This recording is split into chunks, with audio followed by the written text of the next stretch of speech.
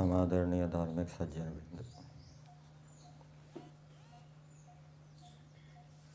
परमपिता परमेश्वर ने हमें हमारे कर्मों के अनुसार मनुष्य जीवन प्रदान किया और इस मनुष्य जीवन में हम किस प्रकार का व्यवहार करें, किस प्रकार का आचरण करें जिससे कि हमारा सुख उत्तरोत्तर बढ़ता जाए, हमारे अंदर उत्तरोत्तर नए नए गुण आते जाएं और पहले से विद्यमान गुणों का भी उत्तरोत्तर विकास होता रहे। इसके लिए परमेश्वर ने हमें वेदों का ज्ञान दिया। इस जीवन के अंदर हमारे ऊपर अनेक प्रकार के आक्रमण होते रहते हैं। बाहर से भी आक्रमण होते हैं, अंदर से भी आक्रमण होते रहते हैं। और यदि हम ईश्वर की आज्ञा का पालन करते हैं तो उन आक्रमणों से हम घायल नहीं होंगे, हिंसित नहीं होंगे, नष्ट नहीं होंगे। वेद के मंत्र में आता है, तव सख्ये माँ रिशामा। हे परमेश्वर, आपकी मित्रता में हम नष्ट ना होएं। तो उन आक्रमणों से बचने के लिए हमारे पास उस प्रकार का अस्त्र शस्त्र होने चाहिए। तो ईश्वर अंदर बैठा हुआ हमें अंदर से ज्ञान विज्ञान देता है, जिससे कि अंदर जो अनेक प्रकार के आक्रमण होते रहते हैं, कभी काम का आक्रमण होता है, कभी क्रोध का, कभी लोभ का, कभी मोह का, कभी भय का, कभी शोक का। तो उन आक्रमणों से बचने के लिए परमेश्वर हमें ज्ञान विज्ञान देते रहते हैं। यदि हम ईश्वर की आज्ञा का पालन करते हैं, ईश्वर की उपासना करते हैं। और बाहर से भी अन्याय होता है, पक्षपात होता है, विरोध होता है। उन आक्रमणों से बचने के लिए, उन आक्रमणों को सहन करने के लिए भी परमेश्वर हमें ज्ञान विज्ञान देते हैं। इसलिए उस ज्ञान विज्ञान को प्राप्त करने के लिए हमें ईश्वर की आज्ञा का पालन करना चाहिए। ईश्वर हमें कैसा धन देता है? यदि हम ईश्वर की आज्ञा का पालन करेंगे तो कैसा धन प्राप्त होगा? अग्निना रयिम अश्नवत पोषम एव दिवे दिवे। ऐसा धन हमें प्राप्त होगा जो प्रतिदिन हमारी पुष्टि करने वाला होगा। शरीर की, मन की, आत्मा की, बुद्धि की पुष्टि करने वाला होगा। और एक जगह अथर्ववेद में मंत्र आता है, अस्मे रयिम सर्ववीरम नियच्छत। हमें ऐसा रई दीजिए, रई का विशेषण दिया है सर्ववीरम। इसका अर्थ भाष्यकार करते हैं कि हमें ऐसा उत्साह दीजिए जिससे कि हम राष्ट्रवीर, धर्मवीर, कर्मवीर हो जाएं। ऐसा धन हमें प्राप्त कीजिए। तो यदि हम ईश्वर की आज्ञाओं का पालन करेंगे तो ईश्वर हमें ऐसी प्रेरणाएं, ईश्वर से हमें ऐसी प्रेरणाएं प्राप्त होगी जिससे कि हम ये धर्मवीर, राष्ट्रवीर बनेंगे। तो हमें ईश्वर की आज्ञाओं का पालन करना चाहिए। यजुर्वेद के अंदर प्रमुखता से ईश्वर की आज्ञाओं का विधान किया गया है। 34वां अध्याय चल रहा है और 34वें अध्याय का आज दूसरा मंत्र का स्वाध्याय किया गया। और ईश्वर की आज्ञा है इस मंत्र के माध्यम से कि मनुष्यों को अपने मन को वश में करना चाहिए, अपने मन को शुद्ध करना चाहिए।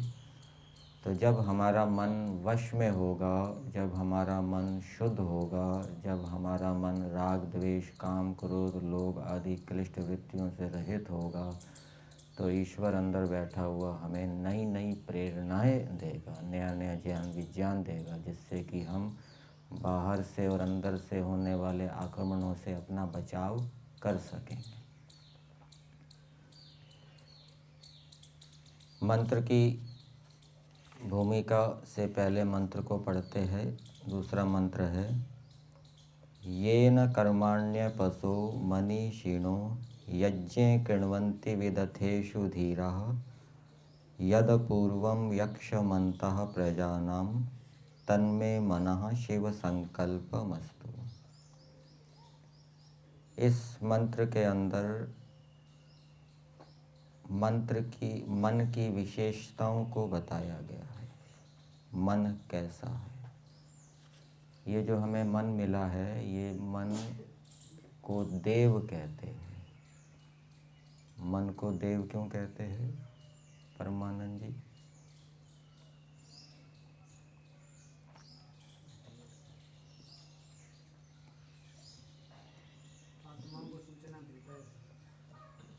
मन को देव क्यों कहते हैं? देव किसके कहते हैं? जो प्रकाशित करे उसको देव कहते हैं। सूर्य प्रकाशित करता है संसार को, इसलिए सूर्य को देव कहते हैं। हाँ जी, परमानंद जी क्या उत्तर है? इंद्रियों के विषय को प्रकाशित करता है, मन को देव कहते हैं। मन अपने विषयों को प्रकाशित करता है। मन के विषय क्या है?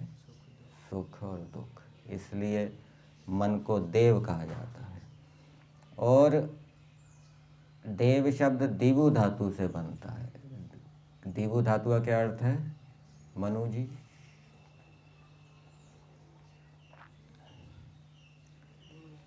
राहुल जी?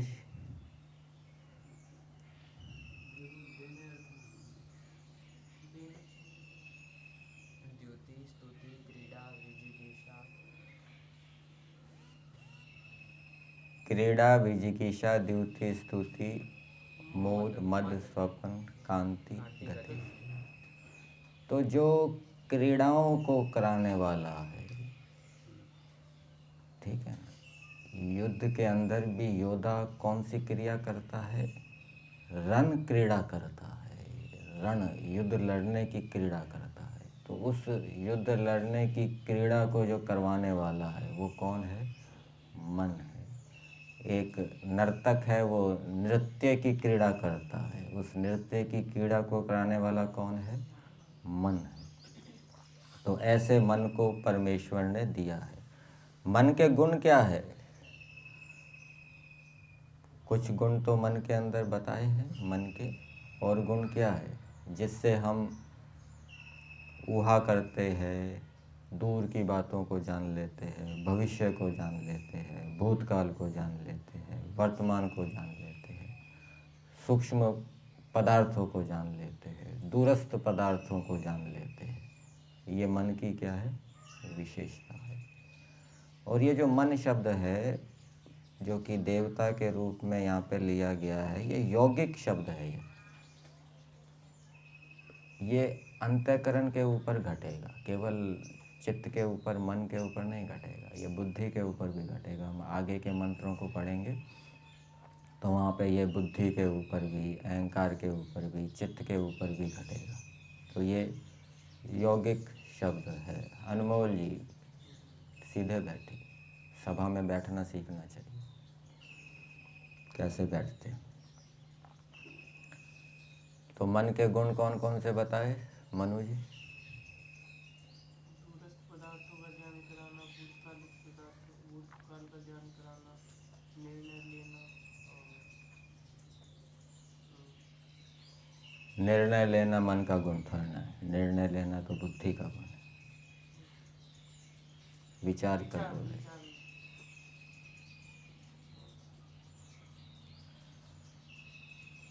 तो ईश्वर ने जो हमें मन दिया है, हमें उसका सम्मान करना चाहिए, सत्कार करना चाहिए, उसका सदुपयोग करना चाहिए। और मन का यदि हम सदुपयोग करेंगे तो उससे हम अपने लक्ष्य को प्राप्त कर सकते हैं। आपने एक श्लोक सुना होगा, मन एव कारणम मनुष्याणाम बंध मोक्षयो। मन ही बंध और मोक्ष का कारण है। यदि हम मन का सदुपयोग करेंगे तो उससे हमें मोक्ष हो जाएगा। मन का यदि हम दुरुपयोग करेंगे तो उससे हमारा बंधन होगा। तो ऐसा ये हमारा मन है। मन के अंदर बहुत सामर्थ्य है। मंत्र के अंदर दिया है यद अपूर्वम, जिसमें कि ऐसा सामर्थ्य है जो पहले कभी किसी का ना हो।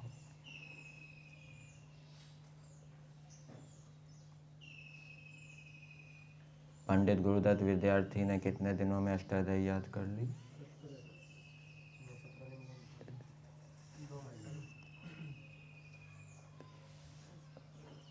18 दिन में बताते हैं। ये मन का सामर्थ्य है। और वो पुस्तक कैसे पढ़ते थे? अभी पुस्तकालय से ली और वो वापस कर रहे हैं कि भाई पुस्तक पढ़ी नहीं, तो बताते भाई आप पूछ लो किसी भी पृष्ठ में से, तो वो बताते थे। ये मन का क्या सामर्थ्य है। कितनी भाषाओं को व्यक्ति सीख लेता है। मैंने बताया था पीछे, जो विनोबा भावे ने पद यात्राएं की, प्रांतों में गए, अलग अलग प्रांतों की भाषाओं को सीखा, वहाँ के महापुरुषों के ग्रंथों को पढ़ा, उनका उपदेश प्रवचन भी देते थे, अपने प्रवचनों में उनका उद्धरण भी देते थे। कितना सामर्थ्य है। हमारे जो वर्तमान के विदेश मंत्री हैं, कौन? जयशंकर। उनको भी अनेक भाषाएं आती हैं। तमिल आती है, चीनी आती है, रूसी भाषा आती है, हिंदी आती है, अंग्रेजी आती है, जापानी भाषा आती है। ये मन का सामर्थ्य है। कितनी भाषाओं को व्यक्ति सीख लेता है। अपूर्व सामर्थ्य वाला है ये मन। और क्या बताया मन के विषय में? येन कर्माणि अपसो मनीषिणः यज्ञे कृण्वन्ति विदथेषु धीरः। येन, जिस मन से, कर्माणि, कर्मों को करते हैं। कौन करते हैं? अपसः, जो कर्म निष्ठ व्यक्ति है। यहाँ पर अपसा का अर्थ दिया है हिंदी भाग में सदा कर्म धर्मनिष्ठ, जो सदा कर्म में लगे रहते हैं, पुरुषार्थी हैं, धर्मनिष्ठ, धर्म में जो निरंतर स्थित रहते हैं, निरंतर धर्म का सेवन करते हैं। कर्म के लिए किसका उदाहरण दिया जाता है? चींटी का उदाहरण दिया जाता है। जैसे चींटी हमेशा कर्म करती रहती है, ऐसे ही इस मन के माध्यम से मनुष्य क्या है? हमेशा कर्म करता है, पुरुषार्थी बनता है। और जो धार्मिक धर्मनिष्ठ व्यक्ति होते हैं वो भी इस मन के माध्यम से कर्म करते हैं। और फिर आगे दिया मनीषिणः। मनीषिणा का अर्थ दिया है संस्कृत भाग में मनसा ईशिनो दमन कर्तारः, जो मन का दमन करने वाले हैं। मन का दमन करने वाले भी इस मन के माध्यम से कर्मों को करते हैं। आपने सुना होगा एक शम और एक दम। शम का अर्थ क्या होता है राहुल जी?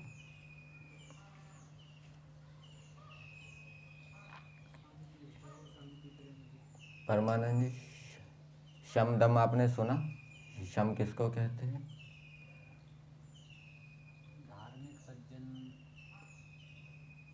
धर्मात्मा, धार्मिक विषयों का संग और अधर्म आचरण से दूर रहना, तो संग। इंद्रियों को बुरे विषयों से हटा के अच्छे विषय, इंद्रियों को अपने वश में रखना, अधर्म आचरण से, हानिकारक विषयों से हटाकर उनको कल्याणकारी विषयों में, कल्याणकारी कर्मों में लगाना, ये शम।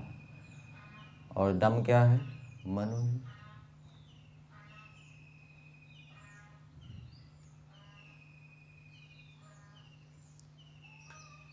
इंद्रियों का दम। हाँ जी, दम। ये शायद संपद में दूसरा है, दमन इंद्रियों का दमन करना। मन के विचारों का नियंत्रण करना, अनावश्यक हानिकारक विचार मन के अंदर ना आने देना, ये दम है। तो जिस मन को दमन करने वाले जो मनीषिणा है वो इस कर्म से, इस मन से कर्मों को करते हैं। फिर आगे दूसरा बताया यज्ञे कृण्वन्ति विदथेषु धीरः। यज्ञ भी इस मन के माध्यम से किया जाता है। यज्ञ के यहाँ पर 3 अर्थ दिए हैं। अग्निहोत्र आदि जो यज्ञ है, यदि ईश्वर हमें मन दान देता तो हम अग्निहोत्र आदि यज्ञ नहीं कर सकते थे। और जो धर्म संयुक्त व्यवहार है उसको भी हम मन से ही करते हैं। कोई भी व्यक्ति है जो अलग अलग आश्रम में रह रहा है, उस आश्रम के जो कर्तव्य कर्म है, धर्म है, उनका वो मन के माध्यम से ही पालन करता है। और तीसरी बात बताई योग यज्ञ। योग यज्ञ से यहाँ हम लेंगे धारणा, ध्यान, समाधि। धारणा, ध्यान, समाधि आदि भी जो हैं, ये जो योग यज्ञ है ये भी मन के माध्यम से किया जाता है। और विदथेषु, युद्ध के अंदर जो व्यवहार किए जाते हैं, युद्ध के अंदर योद्धा लड़ते हैं तो वो भी मन की सहायता से लड़ते हैं। और विदथेषु का दूसरा अर्थ दिया है विज्ञान संबंधी व्यवहारों में। विज्ञान को प्राप्त करने का जो व्यवहार होता है वो भी मन के माध्यम से किया जाता है। योग दर्शन की भाषा में कहें तो हमें विज्ञान कब प्राप्त होता है? सूक्ष्म विषयों में, जब ऋतंभरा प्रज्ञा की प्राप्ति होती है। और ऋतंभरा प्रज्ञा की प्राप्ति का उपाय क्या बताया है रवि जी? ऋतंभरा प्रज्ञा की प्राप्ति का उपाय योग दर्शन के अंदर क्या बताया? अनमोल जी, ऋतंभरा प्रज्ञा की प्राप्ति का उपाय क्या बताया योग दर्शन के अंदर?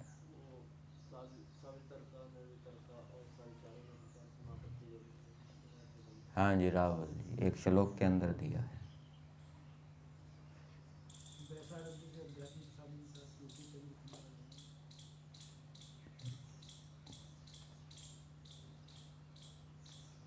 आगमेन अनुमानेन ध्यानाभ्यास रसेन च। आगे त्रिधा प्रकल्प्यन प्रज्ञाम लभते योगमुत्तमम्। ठीक है ना?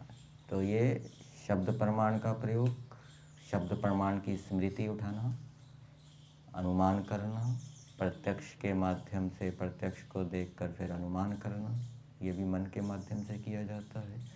शब्द प्रमाण की जो स्मृति है वो भी मन के माध्यम से की जाती है। और निधिध्यासन, किसी विषय की सिद्धि करना, शंकाओं को उठाकर उनका समाधान करना, ये जो व्यवहार है ये भी मन के माध्यम से किया जाता है। तो ऐसा जो मन है ये विज्ञान संबंधी व्यवहार जिससे किए जाते हैं। और ये स्मृति जो उठाते हैं ये भी मन का एक भाग है, चित्त, ठीक है ना, जिससे स्मृति उठाई जाती है। कैसे कैसे स्मृति उठाई जाती है? आपने अकबर और बीरबल की कथा सुनी होगी। उसमें बताते हैं अकबर ने बीरबल से पूछा कि सबसे उत्तम भोजन कौन सा? उसने कहा खीर। फिर 15 साल के बाद पूछा उसके ऊपर क्या? तो बीरबल ने कहा बुरा, बुरा, बुरा। फिर बीरबल अकबर से पृथक हो गया। तो एक बार अकबर अपने महल के ऊपर खड़ा हुआ था, काली घटाएं छाई हुई थी, बगुले उड़ रहे थे। तो अकबर ने अपने कर्मचारियों सेवकों को कहा भर लाओ। अब वो कर्मचारियों को समझ में नहीं आया क्या भर लाए, वो बेचारे भटकते रहे कई साल तक। फिर उनको बीरबल मिला तो उसने सारी स्थिति पूछी। उस समय महाराज कहाँ थे? महल के ऊपर थे।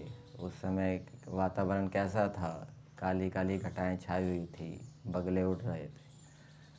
तो बीरबल ने कहा कि अकबर का उस समय तात्पर्य था सफ़ेद ही भर लाओ, कि महल, मेरा महल भी ऐसा बगुलों के समान सफ़ेद हो जाए और काली काली घटाओं में अच्छा चमकता हुआ दिखाई दे। तो ये दूसरे की मन की बातों को जान लेना, ये भी मन की विशेषता है। ठीक है ना। स्मृति ये भी क्या है, मन की विशेषता है। ऐसा ये अपूर्व सामर्थ्य वाला है। और विज्ञान संबंधी व्यवहार में भी स्मृति होनी चाहिए। यदि स्मृति हमारी काम नहीं करेगी, हम निधिध्यासन नहीं कर पाएंगे। जितना भी हमने पढ़ा है, सुना है, यदि हमारा उपस्थित नहीं है तो कैसे हम किसी वस्तु की सिद्धि करेंगे। प्रमाण ही याद नहीं है, चिंतन मनन नहीं कर पाएंगे। तो जिस मन से जो धीर हैं, ध्यानवंता, ध्यान करने वाले, चिंतन करने वाले, ध्यान केवल ईश्वर का ही नहीं होता, आत्मा का भी ध्यान होता है, शरीर का भी ध्यान होता है, संसार का भी चिंतन होता है, ठीक है ना। और इस मन के माध्यम से वो ये जो धीर लोग हैं ध्यान चिंतन आदि करते हैं। यद अपूर्वम, जो अपूर्व सामर्थ्य वाला है। यहाँ अपूर्व का अर्थ दिया है सर्वोत्तम गुण कर्म स्वभाव वाला। छांदोग्य उपनिषद में एक जगह मन को ब्रह्म कहा है। मन ब्रह्म इति उपासित। आदित्य को भी ब्रह्म कहा है, आदित्यम ब्रह्म इति उपासित। ये जो ब्रह्म का प्रयोग है ये गौण रूप में है, ठीक है। अर्थात ये जो मन है ये बहुत ही महत्वपूर्ण है। ये मनुष्य तो इसकी उपासना कर, इसका विचार कर, इससे लाभ उठाओ। इसी प्रकार से जो आदित्य है, ये आदित्य बहुत महत्वपूर्ण है, इससे तुम लाभ उठाओ। तो ये जो ईश्वर ने हमें मन आदि पदार्थ दिए हैं ये बहुत ही महत्वपूर्ण है। कल भी मैंने बताया था ये महाधन है, बृहत द्युम्नम। ये बड़े बड़े धन ईश्वर ने हमें दिए हैं। तो इन बड़े बड़े धनों से हमें क्या है, लाभ उठाना चाहिए, इसके गुण कर्म स्वभावों को जानते हुए। एक गुण न्याय दर्शन के अंदर बताया है मन का, युगपथ ज्ञान अनुत्पत्तिर मनसो लिंगम, जिससे एक समय में एक ही ज्ञान करते हैं। और जो इच्छा आदि करते हैं ये भी हम मन के माध्यम से ही करते हैं। तो ऐसा जो मन है, यक्षम, यक्षम का अर्थ दिया है प्रजाओं के बीच में जो पूजनीय व संगत एकीभूत हो रहा है। ये जो मन है ये पूजनीय है। पूजनीय तो आपने ईश्वर को भी सुना होगा, पूजनीय प्रभु हमारे भाव उज्ज्वल कीजिए। ये मन भी पूजनीय है, मन की पूजा करनी चाहिए, मन का सत्कार करना चाहिए, मन का तिरस्कार नहीं करना चाहिए। मन का सत्कार करने का मतलब क्या है, मन को हम शुद्ध रखें, पवित्र रखें, शिव संकल्प वाला रखें, तो ये मन का सत्कार है। तो ऐसा जो मन है, फिर उससे प्रार्थना की जा रही है परमेश्वर से और विद्वानों से, तन्मे मनः शिव संकल्प मस्तु। वे जो मेरा मन है, मनन विचार करण रूप। करण का अर्थ है यहाँ साधन, जो मनन करने का साधन है, जो विचार करने का साधन है, ऐसा जो मन है, शिव संकल्पम धर्मेष्ट होवे। धर्मेश तो आपने सुना होगा नाम। धर्मेश का मतलब क्या होता है, धर्म का स्वामी। और धर्मेष्ट धर्म की इच्छा वाला। मन तो जड़ है, मन इच्छा थोड़ा ना करता। मन धर्म की इच्छा वाला होवे, मन तो जड़ है, वो इच्छा थोड़ा ना करता। तो ये गौण प्रयोग समझना चाहिए, ठीक है ना। तो ऐसा जो मेरा मन है वो धर्म की इच्छा वाला होवे। ये किससे प्रार्थना कर रहे हैं, परमेश्वर से और विद्वानों से। और धर्म की इच्छा वाला होवे, प्रार्थना तो कर रहे हैं लेकिन पुरुषार्थ भी करना पड़ेगा। क्या पुरुषार्थ करना पड़ेगा, मंत्र के अंदर तो दिया नहीं, लेकिन वो भावार्थ के अंदर दिया है, भावार्थ को पढ़ते हैं। मनुष्यों को चाहिए कि परमेश्वर की उपासना, परमेश्वर की उपासना करेंगे तो हमारे मन के अंदर धर्म को करने की इच्छाएं उत्पन्न होगी। कैसे, परमेश्वर की सगुण उपासना करेंगे, निर्गुण उपासना करेंगे। परमेश्वर कभी क्रोध नहीं करते, ये निर्गुण उपासना है, तो हमारे अंदर भी क्रोध को ना करने की इच्छा उत्पन्न होगी। परमेश्वर सदा धर्म का आचरण करते हैं, न्याय युक्त व्यवहार करते हैं, सबकी उन्नति चाहते हैं, सबका सुख चाहते हैं। ऐसा ईश्वर का विचार चिंतन करेंगे तो हमारे अंदर भी ऐसी इच्छाएं उत्पन्न होगी, ठीक है ना। ये संध्या किस लिए करते हैं, किस लिए करते हैं संध्या? ईश्वर को जानने के लिए। ईश्वर को किस लिए जानते हैं? जिससे कि हम अपने गुण कर्म स्वभाव ईश्वर जैसे बनाएं। तो ईश्वर जब हमें समझ में आएगा तो हम भी अपने गुण कर्म स्वभाव ईश्वर जैसे बनाएंगे, और जो दुर्गुण दुर्व्यसन हैं जो ईश्वर में नहीं हैं उनको हम हटाएंगे। तो इस प्रकार से हमारे अंदर भी शिव संकल्प, अच्छी इच्छाएं उत्पन्न होगी। तो ये परमेश्वर की उपासना क्या है? ये साधन है जिससे कि हम धर्म की इच्छा उत्पन्न कर सकते हैं। दूसरा साधन क्या है? सुंदर विचार। सुंदर विचार करना है। धर्म का आचरण करने से क्या लाभ होगा? बहुत से लाभ आपको मिलेंगे, मंत्रों के अंदर भी मिलेंगे, श्लोकों के अंदर भी मिलेंगे। असूर्यानाम ते लोका अंधेन तमसा वृता, ये दिया है ना, अंधन तमा प्रविशन्ति ये विद्याम उपासते। ये मिलेंगे सारे आपको, लाभ भी मिलेंगे, और श्लोकों के अंदर भी बताया गया है। तो इनको याद करना, इनकी स्मृति उठाना, ये सुंदर विचार है।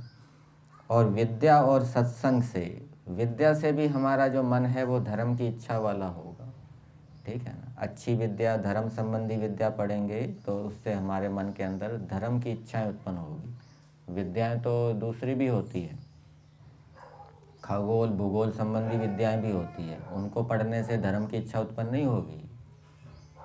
पराविद्या, ईश्वर संबंधी विद्या को पढ़ेंगे, ईश्वर के गुण कर्म स्वभाव को जानेंगे तो हम भी वैसा बनने का प्रयास करेंगे। धर्म संबंधी विद्या को पढ़ेंगे, ठीक है ना, धर्म के विषय में जानेंगे, धर्म के क्या क्या अंग है, धृति क्षमा दमो स्तेयम आदि, तो उससे हमारे अंदर धर्म की इच्छा उत्पन्न होगी। और सत्संग, ये भी साधन है। सत्संग, अच्छे मनुष्यों का संग करेंगे, जो धार्मिक व्यक्ति हैं उनको देखेंगे, सुनेंगे, उनसे उनके पास बैठेंगे, उनके विचारों को सुनेंगे तो हमारे अंदर भी धर्म की इच्छा उत्पन्न होगी। तो ये परमेश्वर की आज्ञा है कि हे मनुष्यों, मैंने जो तुमको मन दिया है तो उस मन के अंदर तुम धर्म की इच्छाओं को उत्पन्न करो। और आगे और मंत्रों में बताएंगे, विद्या की इच्छा को भी उत्पन्न करो, अच्छे अच्छे गुण कर्म स्वभावों को धारण करने की इच्छा को भी उत्पन्न करो। तो इस प्रकार से हम करेंगे तो ये मन का हम सदुपयोग कर रहे हैं, मन का सम्मान कर रहे हैं। इस मंत्र के भावार्थ में दिया है,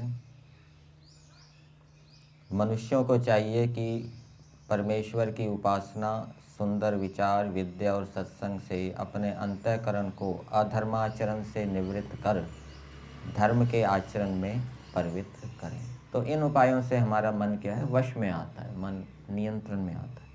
और जब हमारा मन शुद्ध होगा, मन हमारे नियंत्रण में होगा, तो ईश्वर से हमें प्रेरणाएं मिलेगी, ईश्वर से हमें ज्ञान विज्ञान मिलेगा, और उससे हम सदा आनंद में रहेंगे। जो आक्रमण होते हैं, बाहर से अंदर से आक्रमण होते रहते हैं, उन आक्रमणों से हम अपना बचाव कर सकेंगे, उससे उन आक्रमणों से हमारी हानि नहीं होगी।